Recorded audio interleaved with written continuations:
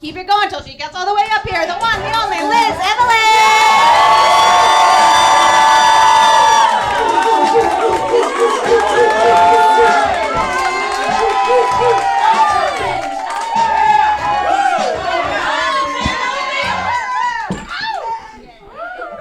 Hi. So, first of all, I want to get this out of the way. For those of you who live in Chicago, if you don't come to mine and Maureen's show at Blind Barber on Wednesday, I will kill you. Please don't doubt that. I fucking mean it. It's from 7 to 9. You can make it in time for work the next fucking day, and it's a $10 show. Woo! $5 the coupon. $5 the coupon. Thank you, Mikey. Thank you. The promo code hack. I keep worrying about my intro being like, oh, how do I say I'm Liz with 2 Z's? And I realize there's fucking 2 people in here who don't know me. So that's really cool. Have some out-of-towners I want to shout out. Aaron Brill from high school. You brought Jake Seiden? Is that you? I haven't seen you since high school. Sam's friend is here. Where are you? Cincinnatians. Hi. She plays rugby, so again, don't fuck with me. Guys, my parents are here tonight!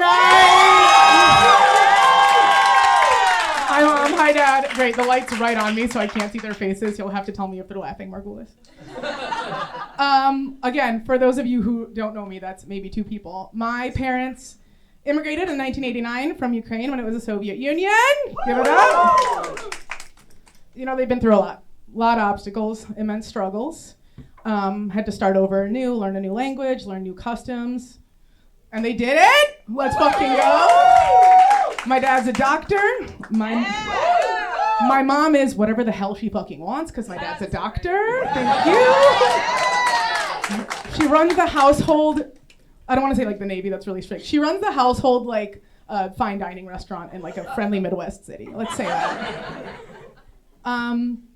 I'm 34. I am 10 years older than my mom was when she immigrated. Okay, she was 24. Imagine, you get to a country, you don't know the language, you don't know anyone, you have to figure everything out. Mom, I will never understand what you went through. I will never understand why you weren't at the club. Why weren't you shaking your ass? You weren't pregnant for another year and a half. Okay, you don't need to know English at the club. 24, young, hot foreigner, Chicago in 1989, okay? House music. The Bulls are winning playoffs. The city's more alive and vibrant and cheaper than it's about to be for the next 40 years. Mom, what happened, man? We talk a lot about what it was like in the Soviet Union. Do you guys know about bread lines? No, because you're American educated, it's fine. A little. So you had to line up to get food. This is true. Not super funny. I know I'm using it as material. I'm sorry. You had to line up to get food and hope that by the time it was your turn, they had enough food for you. We'll never know what this is like, but the thing is, I live in Wicker Park, so when you drive by a Mindy's Bakery on a Saturday morning between 8 a.m. and 11 a.m., it's the same shit.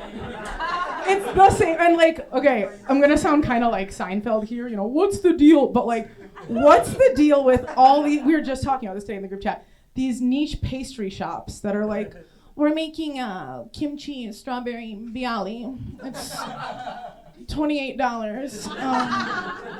Come and get it, pigs. You pull up 7:15 a.m., gone. So I understand a little bit about bread lines, Mom and Dad. That's also why I think, respectfully, my mom has given me shit for my weight in my past, because they didn't eat, so yeah, they were all fucking skinny. Are you kidding me? They were malnourished. Like, yeah, I'm gonna look a little fat. I hear a lot also about, like living conditions there. My mom would constantly be like, we were 8 people in a 1-bedroom apartment. Which, like, if you were writing for Pitchfork magazine in 2013 in like a Logan Square bungalow, that sounds sick. But we're talking like a brutalist shit brick box. Possibly a communal bathroom or kitchen, I don't know. It wasn't exactly like a Lula Cafe downstairs. They had no dark matter in Kiev. They were like elbowing the coffee grounds in. My dad was getting drunk off ethanol in the hospital.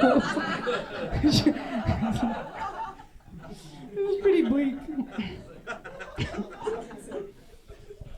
On top of that, my mom had to face the What I'm learning is the insurmountable task of living with a man. Yeah. I'm in that phase now. I am living with my romantic partner for the first time. I'm learning so much. I'm learning so much about, it's not just us two in the relationship. No, it's a long-running list of dudes whose names get shouted in the living room at various times of night. They're on TV, they can't hear him. And they're either doing something good, sports, or something bad, sports. And he's really passionate about it. So there's that, and then it doesn't end at night. I'm in bed, maybe I'm scrolling or reading a book, and some people sort of say sweet nothings to their partner. And I get those too, I get the cuddles, but I also get sort of sports facts just said in my general direction. I'm scrolling, I'm reading, and babe. Nikola Jokic is about to have the record for triple-double scored by any NBA player in history. Okay. Babe, Wemby had 12 blocks the other night. So, what am I supposed to do with this information? My best friend, her children are my godkids, and it feels like when one of them just scribbles some nonsense on a paper and hands it to me. Thank you, I'm gonna cherish it forever. Thank you so much. And riddle me this, you can't answer this if you know the answer. Sam is from Ohio. He went to college in Indiana, and his parents live in Michigan. So by default, his favorite sports team is Liverpool. That's gonna be a soccer team in England. A country he's never stepped foot in.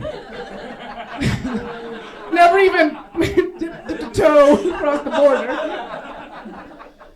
And yet he talks about these guys like he's fucking down the street at the pub, enjoying fish and chips and free health care.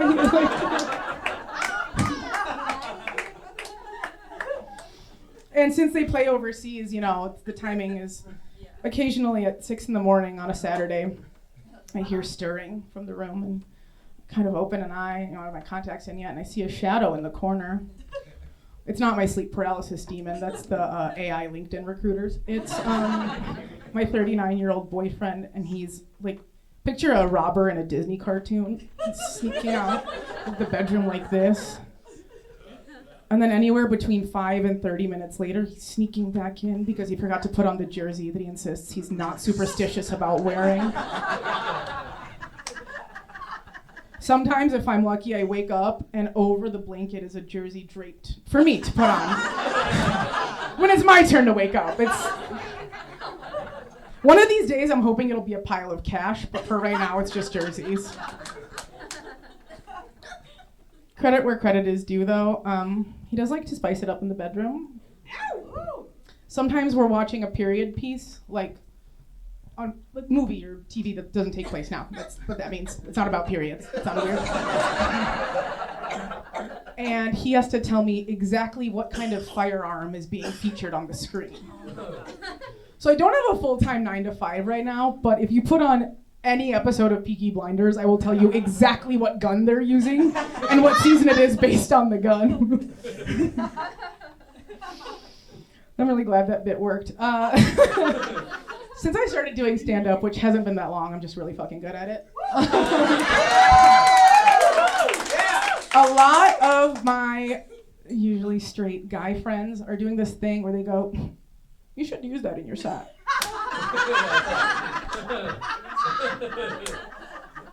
Liz, this bit would crush in your set. You don't know me. You don't know me well enough to be saying this, first of all. You didn't watch my YouTube set. Like, it's on there, you know what I joke about. Or they'll send me a reel and be like, oh, this is funny, you should talk about this. So someone's actually already done that. That's why you sent me the reel. If anybody wants to really torture themselves, go to an open mic here. A lot of y'all, sorry, not y'all, not you guys are my friends, you're normies. A lot of dudes get on these open mics and they start telling a joke and I'm like, that's a tweet. Like, you are the funniest guy in the office and I know that crushed. You had a really good day scrolling TikTok today, that crushed, but like you are not funny enough to be telling me anything about how funny I am. Woo! With that being said, I'm so funny. I keep writing new material because I am so blessed to have my friends come out and support me. It's totally not stressful. Come see Maureen and I at our show at Barber on Wednesday evening, May 13th. And thank you for coming, and I love you, Mom and Dad.